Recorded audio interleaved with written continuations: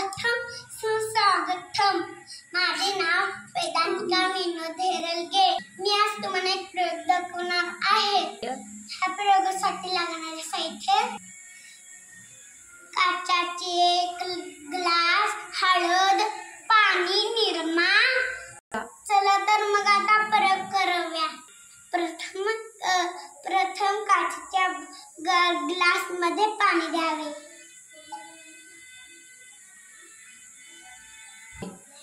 2 चमचे हळद मिक्स करावे।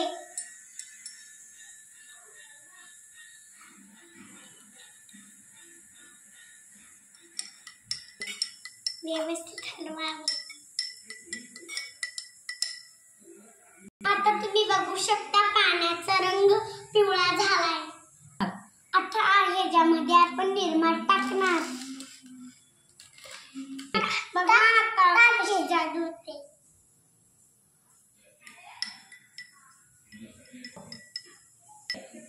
बघा हे लाल पाणी झालाय। वाह, पिवळ्या रंगाचं पाणी लाल झालं। का बरं असं झाले असतं? कारण जेव्हा आपण हळद मध्ये निरमा टाकतो तेव्हा तो आम्लारी होतो। तुम्ही बघू शकता।